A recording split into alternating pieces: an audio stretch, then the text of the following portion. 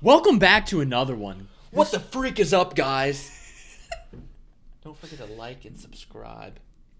All right. Is it rolling now? That's rolling. That's rolling. Full battery. That one's charging. Okay. All right. Welcome back. Thanks for joining us for another one here. We're just kind of run through what we got going on right now. Give some updates as it pertains to hunting, because if you're listening to this, you probably want to hear hunting-related stuff. And talk about some sheds. There was something else I was going to add in there before we really get rolling. Oh, we recently started working with Redmond Trophy Rock. Did I say that right? Redmond Hunt. Yeah. Redmond Hunt. Mm-hmm. Yeah, Trophy Rock. Kind of getting to that time of year, getting minerals out and things like that. So they've been nice enough to give us a code, a discount code, VENARI. I'll put it on the screen here, VENARI20. If you guys get online and order any of that stuff, be more than happy to use that, or feel free to use that. I know I'm excited to get some of that stuff out here. Really, I get excited to put it out, but I get more excited in like 2-3 months when you can actually kind of tell, like, oh, there's a buck that maybe starts to look familiar. I put some out the other day. Oh, did you? Yeah. Nice. When I went out to a property I'm going to shed hunt, I took a rock with me in the backpack. The traditional rock. Yes. Okay. Yep. Like you said, you get excited to put them out in July and run cameras over them.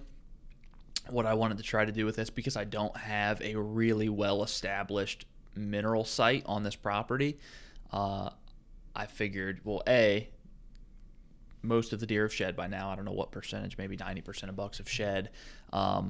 So naturally, they're going to start healing where they drop those antlers and then start growing new ones.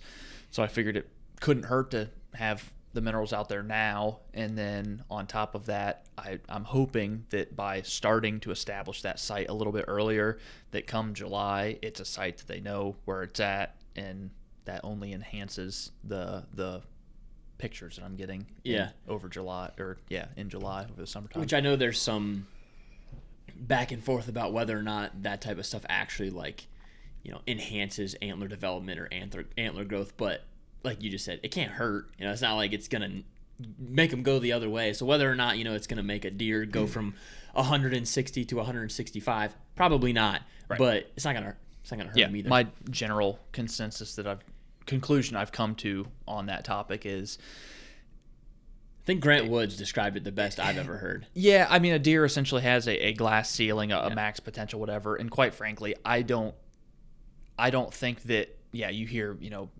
creates bigger racks, and it's like, I don't necessarily think that.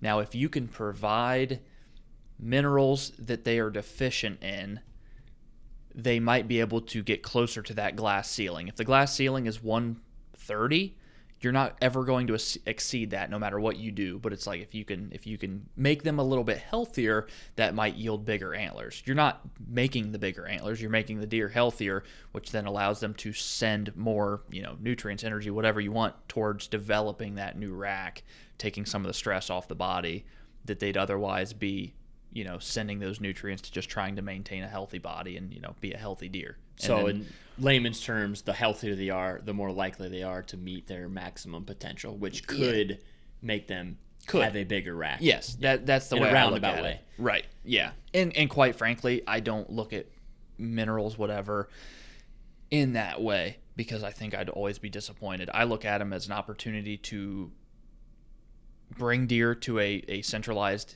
location, not to hunt over. I don't know that any of us have ever hunted over a mineral site, but anymore, as I've developed, matured as a deer hunter, that's the spot that I'm going to run a camera over pretty much all summer long and try to take inventory of what I have. Sure. Yeah. Exactly. Yeah. So if you guys feel obligated or have the mineral regimen, feel free to use that code. So. What else? There was something else I was gonna add in there. I had an interesting situation pop up this week, yesterday specifically. Very interesting. I had see how I can word this correctly.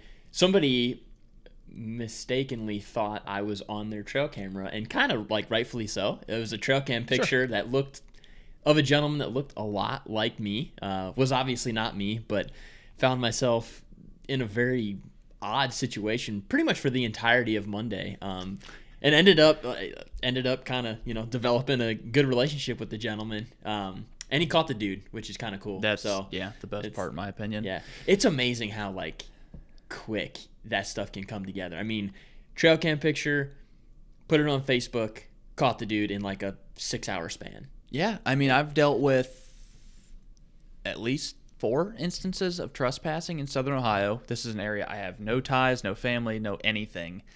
And that wasn't even through the help of like the public on Facebook, but solely through knowing a couple people's names who live down there through Facebook. I could get on their pages and, basically skim through their friends, whatever, and identify the people within, a 24-hour period.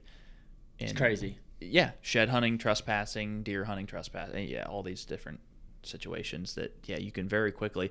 And then in your situation, we know most of the people around here, and it's like within hours the dude was identified and in contact with the person who had the problem. Yeah, which I never heard from him. I want to know if he got that shed back, which I'm sure he did, but I want to know what it looks like.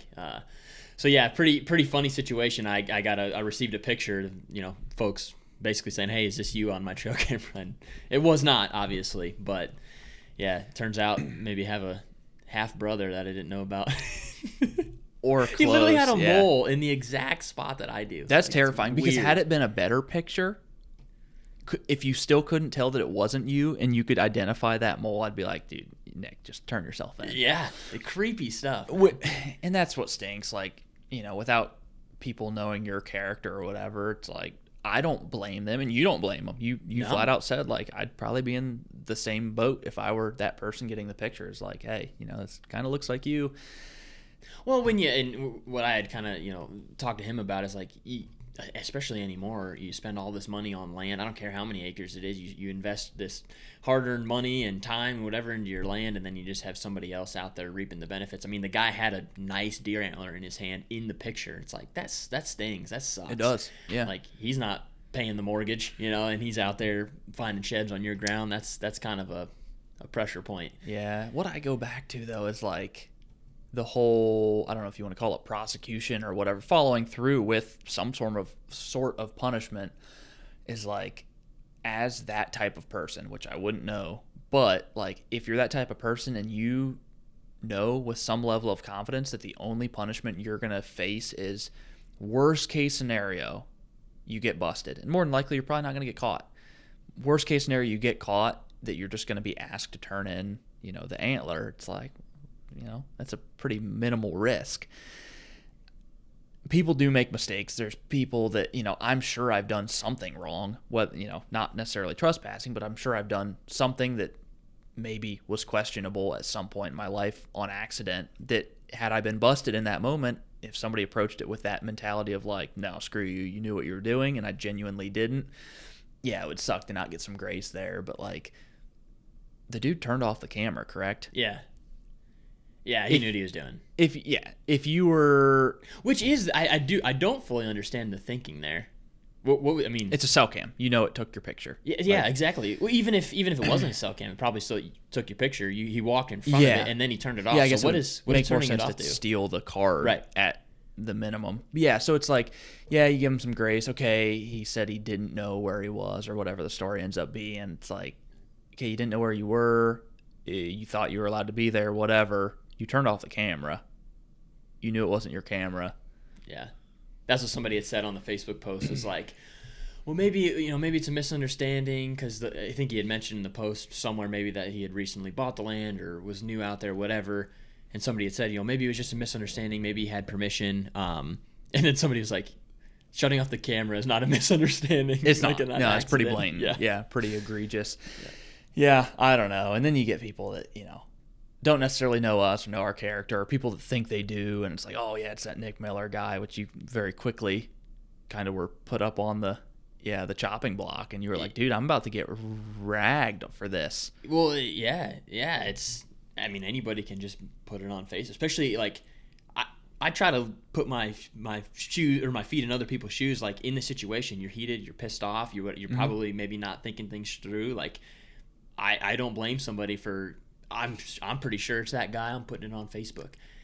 Yeah, It's like I didn't want any ties to. Obviously, I knew it wasn't me, but I didn't want anything to do with it. No, because like I've mentioned, it would have been an uphill battle to defend your name on Facebook as they're coming in. Hey, no, this isn't me. Trust my word, basically. But then even after the fact, when you clear your name, like a year from now, somebody's gonna be like, I remember that Nick was involved in some sort of trespassing. Exactly. Even if you cleared your name, like people aren't gonna remember that. So you'd have a permanent stain or shadow kind of following you, which is just not what we need. Unfortunately, there were some people that vouched for you that were like, it's not the type of guy he is. Yeah. Luckily, with the video stuff, it's like you had mentioned it too. It's like I always have my glasses on in videos. Sometimes I take them off for pictures because I don't like wearing my glasses, but it's like that guy didn't have glasses on. I have Maven binos. This dude had, I think it was Vortex. It looked like Vortex. Harness, it was like, so, I mean, you could get to the bottom of it, but luckily they found the dude. Sounds like it's going to all work out. Hopefully, like you said, maybe he learns his lesson. My hope with that type of stuff is like younger guy, hopefully he maybe, if he's got buddies that are into the same stuff, hopefully he's like, hey guys, look, I made a mistake, learned my lesson. It's not worth it for a deer antler. I remember when I was a kid, like before middle school, high school, like Jake and I would just walk around wherever. Like times were different back then, obviously, but like, now as you get older, it's just kind of like that stuff it's not worth it. It's just not worth it. Yeah, not even in like a hunting sense, but when I was just a kid around my neighborhood, there was a few big blocks of woods, and it's like, dude, those were public land for all we cared. Like fair game, you ride your bike through there, and it's like now, dude, for all we know, that 50-acre block is probably owned by some diehard deer hunter from Michigan who's leasing it or bought it or whatever, and it's like, man, that's scary. Back then, you could like. I didn't realize, you owned this or whatever, like kind of made sense. Now it's like there's really pretty much no excuse to not know or understand who owns what and where the property lines are, unless you're some kid that doesn't hunt or have onX or whatever. But I feel like there's still a large population of people that don't, whether it's because they're not as serious as we are or don't understand the technology that's out there and the seriousness of people. I don't know what it is, but like, I mean, there's people that I'm in close contact with every day. I won't necessarily, they're not friends, whatever, but like people that have very loose morals or whatever you want to call it in terms of hunting, not real serious hunters, but people that, I go out during gun season, that say some stuff that is just like mind blowing to me. I helping a buddy harvest pick a cornfield this weekend, like gonna take my rifle and on a property that they only farm and don't own, don't lease for hunting, whatever. They have it for planting ag.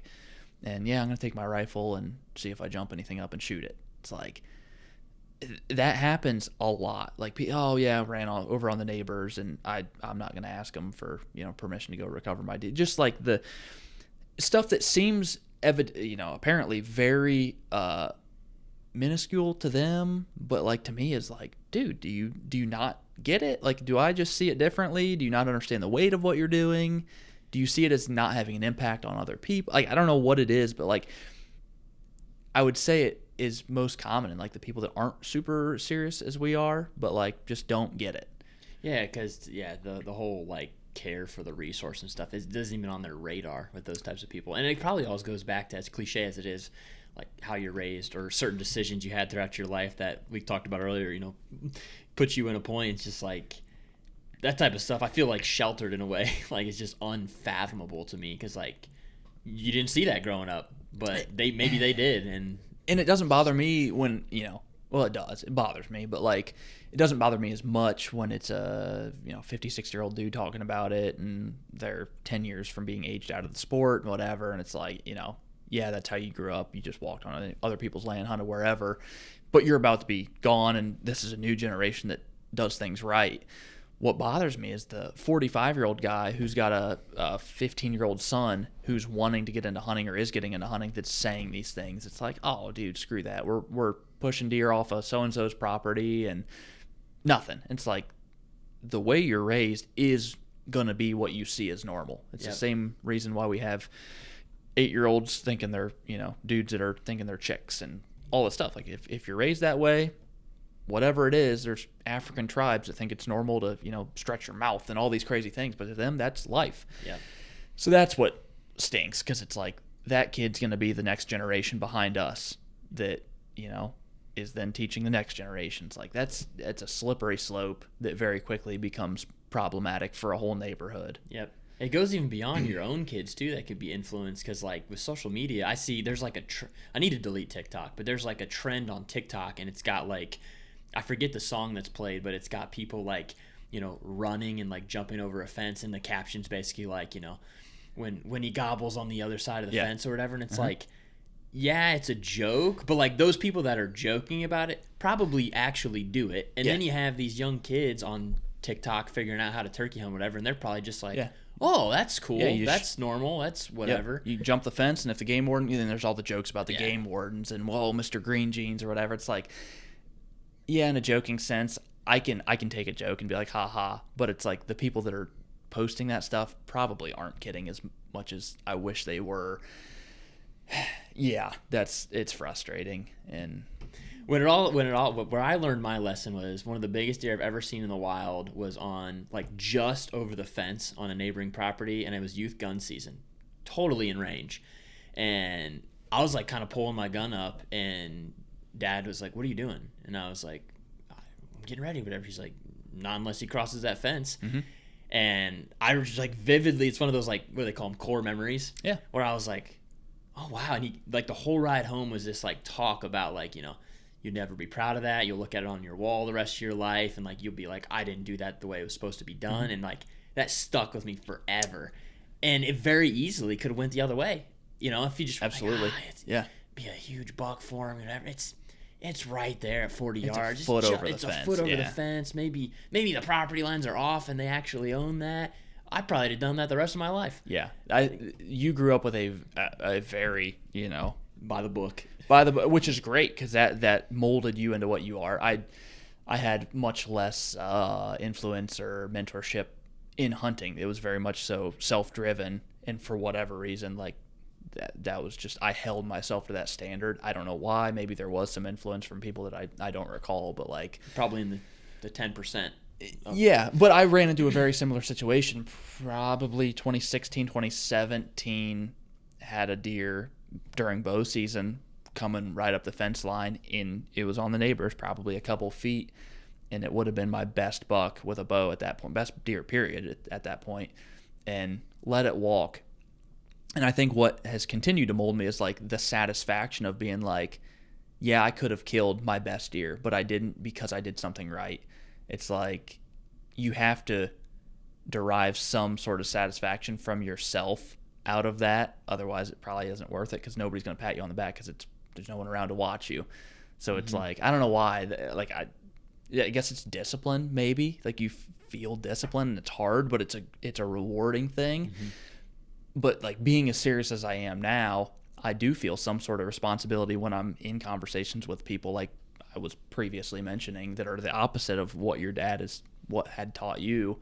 Is like, I'm far more serious than them. That's not like a braggadocious thing or whatever. Like, it's just this is what it is. This is what I do all the time. I feel some level of influence in being like, no, don't do that. Yeah, like, don't. And this guy's talking about, how he's teaching his kids. Like, no, that you don't shoot one out of the combine on a property you don't have, or on a property where you're combining and don't have permission to be hunting. Like that, just don't. And I feel like there's some level of resignation with that. There is. Like, I kind of got called out by a young dude. You can leave that conversation with confidence that they didn't just forget about that. That's going to be on their mind probably the rest of the day, if not longer. Yeah. Yep. It's a good feeling. And there's certainly people that would, brush that off too. But sometimes just the simple, like, that's not cool. And like leaving it at that is probably enough to make some people go, oh shoot. Yeah. Yep. Yeah. Definitely feels good. Yeah. So that was an interesting way to start the week, but it all worked out in the end. The fellow was super, super kind and apologetic of the whole situation, and ended up being a really cool guy to talk to. So that was nice. But I guess that leads us into sheds. You had a freaking stellar shed day. I was trying to think back, like I was trying to think like how many I found in a day and all that. Like that's that might not be repeatable. The specific situation, which I'll let you tell. Yeah, I was also thinking back to what my best day was, and I can't recall. It's either 5 or 6, which I caught. Jeez, found. Well, I guess I did catch them technically in this case. That Yeah, they didn't run away, but I did. People catch have them. the new term I've been seeing floating around is scooping. Scooping sheds. Yeah. Okay. Well, I scooped 5. That's a good day. 4 Around at here, one. 4. Yeah. Which you would think for as many deer in this area on this particular farm as there were, like, dude, we were seeing 80 to 100 most nights in this field. Numerous bucks. Numerous shed bucks at one point while I was hunting. Like, I knew there were sheds around, and truthfully, I didn't find as many as I thought I would, or as many in the area that I thought I would. Today's what, March 3rd? 4th? Is it really? Yeah. Okay, so this would have been Saturday, the 1st. Mm-hmm. So March 1st, yeah. It was kind of a weird day. It was overcast, which I was excited about. You were out as well, but it ended up kind of like flurrying snow, which kind of put like this weird coat of white snow on the ground. In some spots, it was trying to melt as it came down, but pretty much right off the rip, as I was putting my bino harness on at the truck, spotted something in the bean. It's a big bean field, bean stubble that kind of makes it hard to differentiate or see those tines sticking up. Saw something that looked out of place basically from the truck, and sure enough, it was a big 5-point side. And then proceeded to walk the rest of that field in the area that I thought I might find sheds. Didn't find anything at all, and this was where the majority of the deer were grouping up in the evening times. Walked a roughly 20-acre parcel of timber. Didn't find anything in there, which I didn't cover it real well. I figured I'll definitely get back to that at a later date. And probably covered 3 or so miles. And right before I decided to call it quits, I decided to walk that strip of bean stubble out to the road where I found the first shed. And as I did so, I crossed over to the other side of the field and worked that tree line back. And I came up on like what have you called it? Like a terrace almost, like a little strip of grass that came up into. I always called them waterways, and then I forget who I saw on Instagram. It was the whitetail hustler dude. I can't think of his Zach Jacoby. Okay. He calls them terraces. Okay. So ever since then I started calling them a that. waterway drainage would make more sense to me. It wasn't a ditch. It's not a ditch. It's just a grass strip that came out from the woodlot out into the cut beans. And so those do seem to be hot spots for finding sheds. So I stopped at it, and I'm kind of sitting there contemplating whatever. It's freezing cold. It's like 20-some degrees. Wind was blowing pretty good. And I'm standing there kind of licking my wounds, deciding what I'm going to do because I'm almost back to the truck. It's like 150 yards away. And I turned down towards the woodlot and look down there, and there's a match set laying, one tine's up, one tine's down side by side. And then I, pan over to the left maybe 5 yards, and there's a second shed, or a third shed. Yeah, there's the set and then the third shed. So I filmed a quick little video on my phone. It was like, it's crazy, 3 sheds all in one spot. And as I stand there, I never took a step. I looked further to the left, maybe 20 yards, and there was something white kind of buried in the brush, and I pulled my binos up, and sure enough, it was a shed, and I couldn't tell if it was a match to that third shed I found. So I walked over there. It was a fresh shed. It really wasn't buried, but it was just kind of in some brush, and it wasn't a match. So I found 4 right there at one time from one spot, which is that's nuts. Bizarre to me. I mean, I've never had anything. It was almost like I've had dreams like where you're in like a boneyard of sheds, and it's just like, literally like picking up 50 in one spot. I've had those dreams too. That's funny. Weird. Yeah, where it's just like one after another, like all like 180-inch deer. It's like, this is great. It first time in my life felt like that. It was like, snag this one and snag this one and snag that. It was sweet. I could get used to that. I went back through some pictures. I don't necessarily know if I know any of the deer. Maybe the one with the 5-point side, which was the first one I found. Yeah, so that was my day, Saturday. That's sweet. Guys from like Iowa, if they listen to this, will probably be like, happens all the time. Oh yeah, What? yeah. 5 is it? So, if you can see it, that was the 5 point. No, that's the match. Yeah, that's the match there. So That'd be a nice deer I next don't know, year. like 115-inch 8-point maybe. Nothing too crazy. So that was the match. Those are like perfect, like sheds to pick up the, Yeah, like it's like not super some happy. dink, yeah. Clean. And then that was the 5-point side. So pretty spindly, not a lot of mass on the beam or anything, no major tine length. But yeah, could potentially be a decent deer. He's got a long main beam. Very long, yeah, kind of long, Yeah. sweeping beam. So that could be. It kind of reminded me of the shed, or the sheds to the one that you and I found that I ended up killing. Yeah, when you sent it to me last year. I thought that's the first thing I thought of. Yep, could be his offspring. Yeah, very similar to that. We got to go out and find the other side, and then you might have a repeat. Very possible. Which there's a lot of ground out there yet to walk. A lot. Yeah. The one field didn't take. Well, I don't want to say it didn't take real well. I guess they did try to plant it, but it didn't end up doing much. On the neighbors. Yeah. So I don't know that we'll find anything out there. We've historically found sheds there, and then there's a third property that we have permission to walk. I'm not convinced that it doesn't get walked by somebody else. Yeah. Illegally, but I agree. Yeah, it seems like you should find a lot more, which I forgot about a lot of deer on that property too, that going back trying to match some of these sheds up to deer, dude, there are some really nice deer that I only got like a few pictures of, including some in the late season that are like, I would be elated. Much bigger than those. Really? Yeah. Just deer I forgot about. I mean, like split brows and kickers off the twos and like some really solid deer. Yeah. Oh, man. Well, we got to get them before they get chewed. Yeah, those I was surprised. Well, I don't want to say surprised. They were all in the bean field for the most part. The 4 were basically on the tree line of the field and the wood lot. Only the 1 had any chew marks on it, and it was very minimal. I would say it was probably the one that was tines up. I was trying to figure out why that would be, that laying side by side only one was messed with. I bet it was the one that was tines up. Maybe easier to get to. Picked on a little bit, but yeah, nothing bad. But yeah, there's nothing worse than finding like a hammer shed that is beat up pretty bad. Mauled. Yeah, that stinks. Because they're hard enough to find. Especially, and dude, why that is, I don't know. Like, we've been seeing people.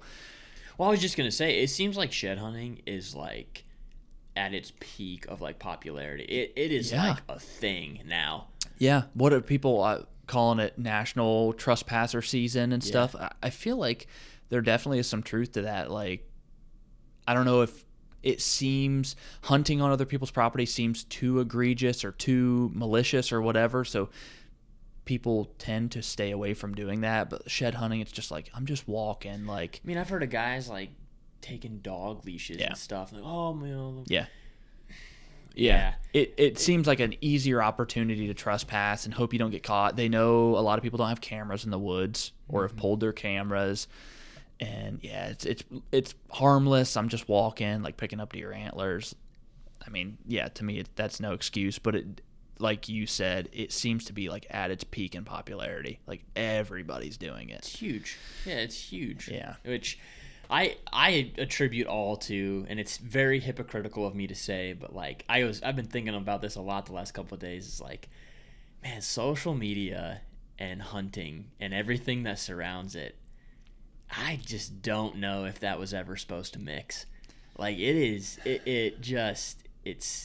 people can learn how to do things so quick, which is good in a sense, but at the same time, like, you know, before like social media, you know, if you wanted to go hunt out of state public land, like you had to put some pretty serious legwork into like do some research and call. What do I need? Call the maps. DNR office and order maps in and stuff. And like shed hunting, I think just like people knew deer lost their antlers, but it was just like it just wasn't this trendy There's a higher value thing on them too now. I'm not talking like people selling them, like a market of selling them, but just like people have put value on them. And intrinsically or whatever, like that's resulted in so many people seeking them out. And yeah, along the social media lines of influence, that's where I see like the problem is like people people need content, and like that's where you see the turkey tours that everybody and their brother does now. Is like, it's not about going out and hunting the same way and I like to think we do that. We hunt the same way we would whether the cameras were around or not. We film and do all this stuff for ourselves, and I'm not looking to influence somebody. If I can teach somebody something that I'm doing right, then sure, that's great. But anymore, I like this stuff for thinking about 100 years down the line where your grandkid or somebody can be like, oh shoot. Well, the number of times I'll get into our YouTube account and I'll see where you've watched, a bunch of videos from 5 years ago. Yeah. That's why we do it. Like, helps me remember because I can't remember crap. Yeah, posting the video is a byproduct of just like having already put it together for ourselves and like, let's post it. But like the killing for content, if you will, you hear that slogan thrown around. It's like, that is a very real thing. Is like, people are only doing it because they need something to consistently post, because consistency is part of the algorithm. And people are doing things that they wouldn't otherwise do if it wasn't for a need for content. Yeah. Like, I'm going to 13 states this year to kill turkeys, and I will kill turkeys in every single one of them because I need 13, It's a gross thing. It is. I'm cool with that. I just wish, and I know we talked on the last podcast about like being open to changing our opinions on things. Mm-hmm. I used to be okay with and I feel like I still do in some of our videos when it's at home, because everybody knows we're from Ohio. So when you put Ohio in the video, it's like everybody knows we're here anyway. But when we travel out of state, I don't feel bad not putting the state anymore. Especially with the turkeys, I hate seeing the state plastered all over it too. It's like, 3 longbeards right down the barrel in New Hampshire, and it's like, oh, that you just sent everybody to New Hampshire. Yeah. And they didn't have to do any work for it. No. And even if that is a false image of what that state is, like, this dude completely got lucky, went into the right spot on some public land or whatever, and found 3 turkeys, which is hard to do outside of that specific tract of land. People don't know that. You post that video with that caption or that title or whatever, and it's like that all of a sudden becomes the image of the whole state. That's the representation that it's going to get. Yeah. It gives me like serious anxiety. I don't watch near the YouTube videos that I used to, because I sometimes watch them, and then by the end I'm like so stressed thinking like, oh my gosh, where is this going to be in 5 years? Yeah. I find myself, when I do watch anything, is like watching smaller channels in videos that I find relevant to me, whether that be something specific to a region of Ohio or like shed hunting. It's just something that's like not so mainstream. I'm doing this for likes and views or whatever. Yeah. Like, I don't know. Which we've caught flack for. I know somebody, ripped us about not posting the state or whatever, and it's just like, man, we put the legwork in. You can't do. Yeah, as if it was like trying to punish any specific person, and what they actually attributed that to not helping out the next generation. Next generation or youth or whatever. You're screwing the youth, and it's like, I don't think there's too many 12-year-olds upset that we didn't post that we were in. And then they thought it was like a big gotcha that they backdoor found out where we were, which quite frankly, like, that makes no difference if 5 people figure out where we are. Like, we don't care at all. Yeah. But we're not going to go out of our way to post it. Yeah, to promote it, post it, whatever. And it's like, then they thought all of a sudden, well, you were in this state. It's like, congratulations, you figured it out. Now you can go there. Like, it doesn't matter to me. It's so weird. I've been thinking about it a bunch the last couple of days with social media. It's just like, it's taken hunting to such a weird place. Like, I feel like it was just never supposed to mix. And there's probably other industries and other endeavors where it doesn't belong either. But hunting just seems like it. When it's a limited resource that is directly affected by the amount of pressure it gets, gym weightlifting media, like, it can get huge, and there's your gyms get overcrowded because there's too many people, into it. Like, we're in a very unique industry where the promotion and involvement that people get in it has a direct impact on our ability to do it. It just, and I don't know how we ended up here again, but the thought I had was like, we talk about the perfect storm of the crossbows, corn piles, cell cameras, drones, non-residents, whatever. It's like, would any or all of those things be as bad as they are if social media wasn't in the picture? And I don't think it'd be even close. No, I don't think a lot of people would even know drones could be used for that. Like, one person made drones into this massive social media empire of like promoting it, and it almost got to the point where they willingly created their own competition because they were sustaining themselves based on the social media aspect of they don't need to make money in the actual business because they're making money promoting it. Yeah, it just like the thought I had was like all those things we talk about that hurts the quality of hunting is like the overarching umbrella social media.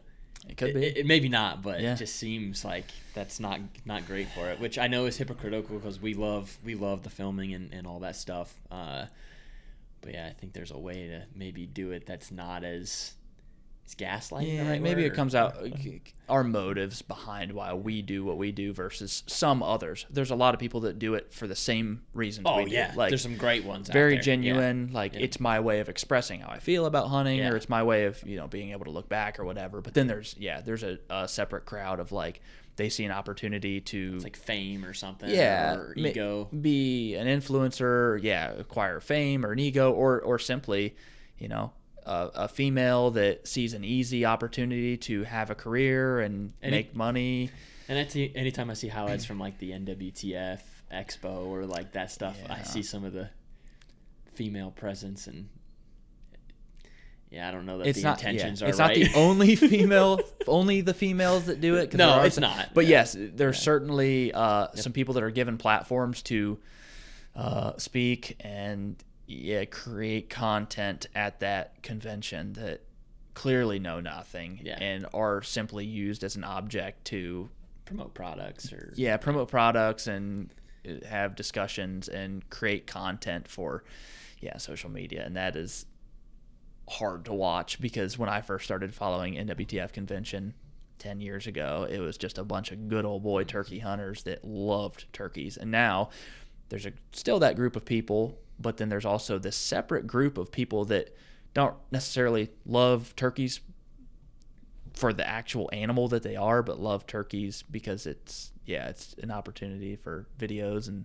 they'll hunt them. They go out and hunt them because they make videos doing it and whatever. And it's like, you don't love turkeys. Like a lot of these people love turkeys. No. Yeah, I saw a post today, and I won't say the name, but it was a very popular ammunition company, and the picture was a turkey like stacked on top of two other gobblers, and you could see the pattern. And I'm talking, you can see pellets like inches from these other gobblers' heads, and I'm like, why would you? Okay, you did it, fine. Why would you post that, like promoting that? And you would go to the comments, and I was like hoping to go to the comments and be like, okay, cool. There's people that are like, dude, what the heck? Everyone was like, awesome, sick shot. Oh, so cool. And I'm like, that's actually not that cool because he very easily could have killed all three of those things. Yeah, I don't ever want to pretend or assume I know the full story. Maybe the cameraman was at a different angle than the person that took the shot. But you could see an incredible amount of flyers out of that pattern. And there were some people that made comments, and the company that made the post said, no other birds were harmed in the making of this picture or whatever. Clearly, there were flyers that probably hit those other turkeys. Probably didn't kill them. Obviously, if they're saying that they didn't, I'm sure they didn't. But like, there were some people that said might want to work on, creating separation before you take a shot. Like, I mean, very common, just baseline knowledge stuff with turkey hunting. But yeah, it's maybe another example of like, you got to do what you got to do to get the shot. And it was a cool photo. It was a beautiful photo, but not necessarily the physical shot with the shotgun, but like the content. That's a sick post, and do whatever it takes. It doesn't matter if you kill another turkey. Yeah, I think that unfortunately, and like you said too, you don't know the whole situation, and I've made plenty of mistakes before myself, but it's just I worry that sometimes if we're not careful, and I'm sure we've put stuff out there that maybe isn't as tasteful as it should be or whatever, especially when we were younger. But like, there's a lot of people looking at that stuff, a lot of eyes on it, and the wrong person or the right person, may look at something like that and be like, oh, okay, well, that's how you do it, or that's fine, or whatever. That's what I was going to say. I think that's the danger of social media is before you're relying on the person that taught you to determine how you hunt and how you operate and your processes and all that. And so, there was probably people teaching the wrong things, but there's probably a lot of people teaching the right things. Now we have social media where this extremely influential, big ammunition brands posting this, people that are getting into turkey hunting or have been into turkey hunting are seeing that. It's like, well, this die-hard, extremely credible brand is posting this photo. Clearly, I'm going to trust their knowledge over mine. If you can take shots at turkeys where there's, was it three turkeys all within, one big group, it's like, well, if it's safe, it's safe. And they're promoting it, so I assume that's acceptable. Yeah. That's the danger in social media, is it no longer is just the person who taught you. It's, you can teach hundreds of thousands of people with one post. You're influencing people you don't even intend to influence. Yeah. Or, you don't even know exists. Yeah. Definitely scary. Yeah. There was something I was going to ask. Oh, you're getting the seed this weekend, right? Picking our seed I hope. I texted, well, no, I don't think so. I texted Rich today. I think he was originally planning on picking up the order end of this week, which today is Tuesday. Head to the farm this weekend. I was going to try to frost seed a couple small plots with clover, but it sounds like his order got pushed back because they were waiting on a couple of the products to be in.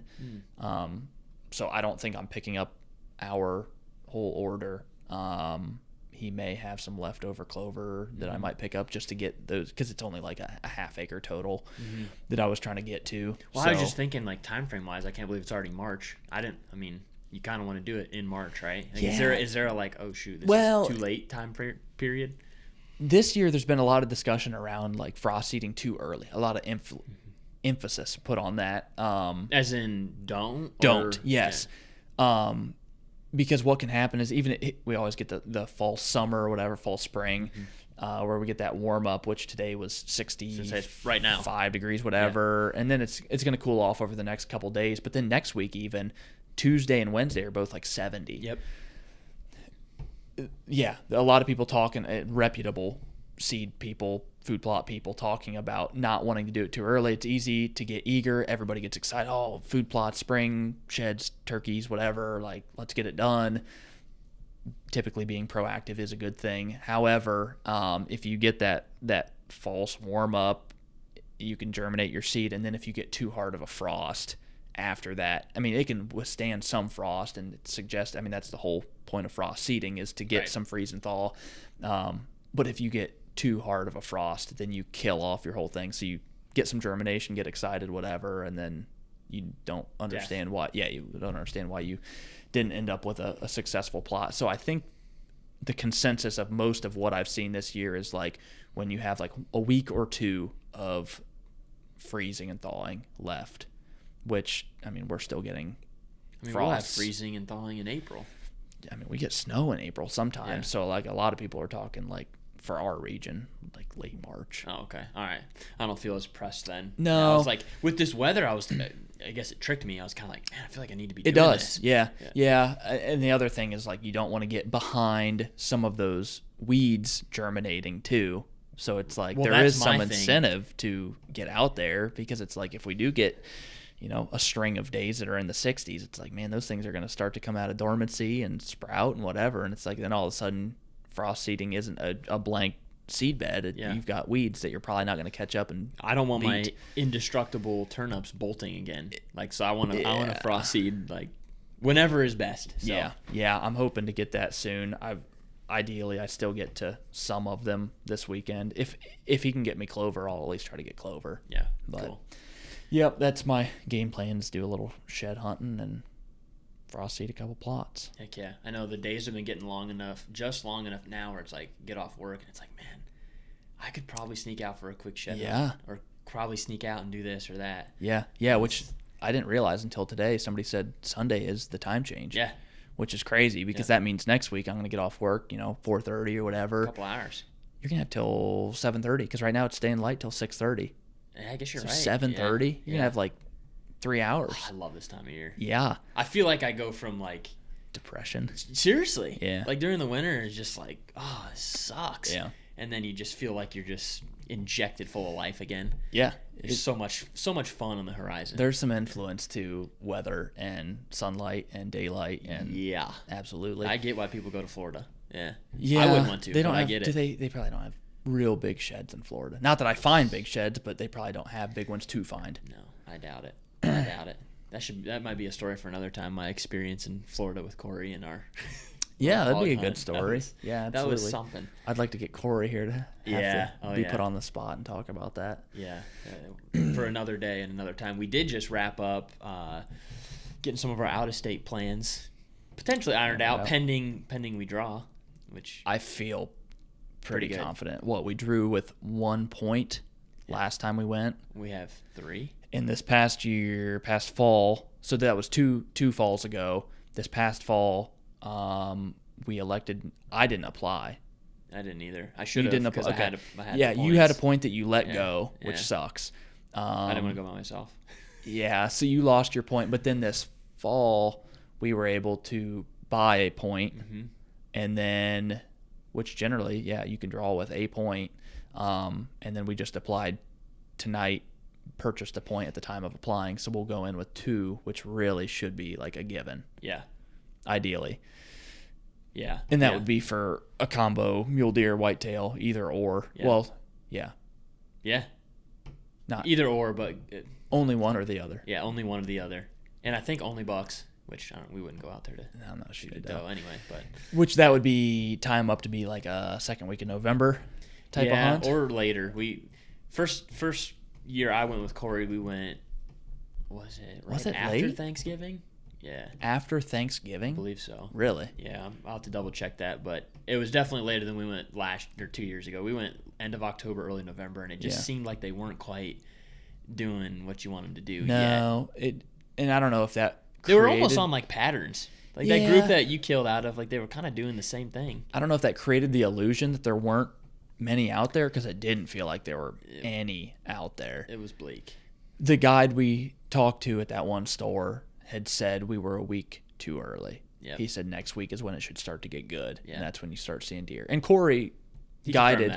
Yeah, he's had more experience out there than we have, and he seemed to be reassuring that was what was causing our perspective of which is good to know. I mean, now we know. So when we plan our return trip, we're definitely gonna go later in November. Which anymore with the way our deer herd is around here, or just the way hunting is. Well, that and just November is it's Yeah. I mean, I feel like I hunted the best days of November this year with the best weather, and it's like saw like a 120 maybe. Yeah, October's my bread and butter, and only gets seemingly more so. We did do an out of state whitetail hunt in November this year that turned out really well. Like we saw that was fun. 3 really big deer. I was able to take a decent buck on public land. So that was fun. But did you send those teeth in? I did. So the results are due on the 10th of March. Oh, okay. So within the week. Yeah, within the week from today. Give an update. I keep checking it. I think they should send me an email, but I still keep checking it just to be sure. I keep going back and forth on that between like, was he just rutted up and his neck was swollen? I'm like, yeah, probably. But then I'm like, but his face was like... His face looked ancient. White. Yeah. And I remember when he came in, I came into 5 yards, 4 yards, whatever it was, like, dude, he looked ancient. Mm-hmm. Basal circumference, not big. Antlers as a whole, not real big, but like... But we know that can happen, especially... Yeah. In that area, it's not necessarily known for like great nutrition that would probably result in... I feel like he's either going to be 3.5 or like 6.5. I could see that. Yeah. Either like base average, whatever, or like that thing was old monarch. Yeah, so that's exciting. Should have that within the week. Remember that big 8-point that I sent you that fella close to property that just sold that Jake and I lost? Mm-hmm. Killed, and I had a bunch of pictures of it the last 2 years. Yeah. He killed it, and I saw it on Facebook. I was like, that's that deer, and I sent him trail cam pictures. Okay. You remember that one? Vaguely, it broke his beam. Yeah. He's just messaged me. He sent the teeth into that deer, and I saw him at like 10 yards last year, and I was like, that's a 2.5, 3 or 3.5-year-old deer. He was locked down with a doe. I walked right up on him, and it was like, I would not have shot him. Yeah. And he sent the teeth in. It was a 5.5-year-old buck. So he was 4.5 last year. Yeah. So like, wow. Man, see, that's cool though, because especially in this area, I feel like we have a particular influence that is taking a mass crop of those stud 2-year-olds, 3-year-olds maybe, but like really high grading those out of the herd. Mm-hmm. So it's like, I guess what I'm getting at is it's cool to hear that there are some mature deer. I mean, I consider a 5-year-old deer mature at that point. Yeah, mature deer getting taken still, because I feel like people hunt for size of antlers, not maturity. Mm-hmm. Oh, absolutely. Especially around here. Yeah, but. Yeah, for sure. Yeah, I messaged him back, and it kind of sounded bad the way I said it, but I was like, I would have never guessed he was 5.5, and I didn't want him to think that. My experience with him last year, I was like, dang, I never would have guessed that was a 4.5-year-old last year. Kudos to him for actually submitting the teeth, because I feel like so many people are quick to overestimate the age of their deer, because it justifies themselves or makes them feel better about what they took, to be like, well, I have pictures, I think he was 4. Mm-hmm. It's like, send those teeth in, like find out for sure. Put some, I don't know if you want to call it, put some responsibility or some mm-hmm. make yourself held accountable to what you shot. Mm-hmm. Like to me, I mean, obviously if I go out of state and shoot a young deer, like I'm not going to worry about it, but as long as I'm taking, the age class of deer that I think I am in Ohio, like I'm going to continue to submit them, because I've been proven wrong so many times trying to age deer based on pictures or, whatever. And it's like, I very quickly realized I'm not any good at it. No. At all. Me either. Like so many deer have me fooled. That mm-hmm. that buck that you have the shed to in the other room over there that you ended up finding dead. Mm-hmm. Like if you went strictly based on antler size, there were some indications like he had a lot of mass, even though he had a real compact frame, but like I probably wouldn't have guessed that deer to be as old as he was. Mm-hmm. But I don't know if he was 5+ or whatever, like for sure. Yeah, I never actually sent him in because I kept the bottom jaw, and that's not really what you want to get the most accurate age, right? You want the incisors, is that right? Yeah, so I use deer age. There's also, I'm keeping them, and I'm waiting to send them in so they age a little more. So I get it back, and he's like, "This deer's 15." Can you imagine? Yeah, if the teeth continue to wear and age and whatever, it's slipping my mind right now. There's another one. They're both out in Montana, like Missoula or something. I can't remember what that. It's right on the tip of my tongue. But basically, the preferred method for aging them is the 2 incisors in the front mm-hmm. lower jaw. I think there are 2 other options that are like backups, and I think maybe that lower jaw, a portion of it. It is, but I read it's like 50% accuracy or something. It's like, wow. Yeah. At that point, your guess is probably just as good if you have a couple years of trail cam photos to be like, I think he was 3 the first year I got pictures of him. Yeah, so there's 2 good ones out there that I plan on continuing to use that are pretty streamlined. And, It is cool. It is neat to have that information. And when you have a genuine interest in not just like, I just want to kill bucks or big mm-hmm. bucks or whatever, like shoot deer, make a live deer dead. Like my interest goes beyond that. I'm getting more into the scientific side, and like feel like to be a well-rounded person to speak on, like, we're getting more involved in like the ODNR stuff and whatever, like very small data set, but like I can look back at the deer I'm harvesting and being like, I'm seeing this trend downwards where I'm not able to harvest the same age, whatever. Yeah. So definitely interest that I plan to continue to try to keep up with. I feel like I heard somebody talking recently about aging them based off of the skull plate. Matson's Deer Lab is the other one. It just came to me. Matson's. Okay. Matson's. Yeah. Okay. I gotcha. Yeah, I thought I heard somebody, or maybe it was a post talking about aging them based off their skull plate, which is funny because that spike that I have from Kentucky. Flexible. Oh my gosh. Yeah. You could take 2 fingers and snap it in half if you wanted to. Yeah. There's certainly something to that. I don't know if that holds up across the board, but yeah, I've seen enough skull plates across varying ages of deer to be like, there is something to mm-hmm. bone development but I don't know if you can say, use a caliper and say, well, when it's a 1/4 inch thick, he's 5, and when it's a little bit more than a 1/4 inch, he's 6. Like, I don't know if there's enough data there to support that, but definitely general, like, that's a young deer, and that's an older deer. I wish like when they shed, it was just like a tree, and you could count like the rings. Yeah, like, wouldn't that be something? That's essentially what they do with the cementum is it annuli or annuli? I'm probably going to say it wrong. That's what it is, but I don't know if I'm saying it right.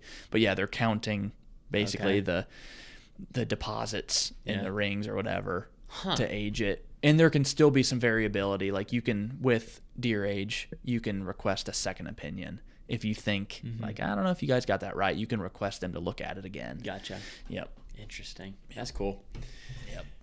We're at an hour already again. That Are we really? Well, I at least want to talk about this antler. Oh, yeah. Totally forgot. Yeah. So, my brother, who's getting into deer hunting, he's dove in a little more so here in the past couple years. Killed his first compound buck this year, right? First compound buck, yeah. You and I got to be on the track job for that, which was super fun. Went from like 0 to 100. He thought he smoked this thing, was able to shoot it twice.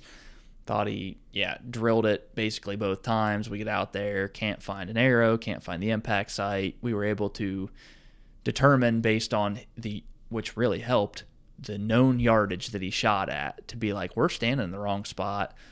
Yeah. As soon as we figured that out, we found the arrow. Exactly. Instantly. Yep, you found the arrow, and then we slowly found blood, and then that little bit of blood turned into a lot of bit of blood.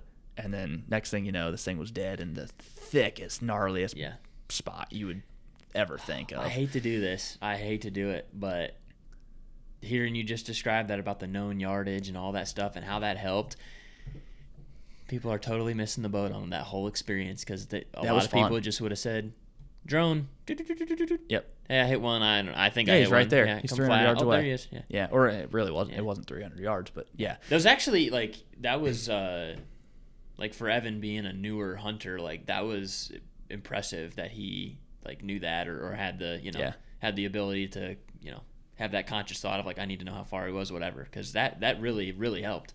Yeah, that was fun. He called me. He said I shot a buck, and I was like, when? He goes 4 seconds ago. I'm drawing back on him right now.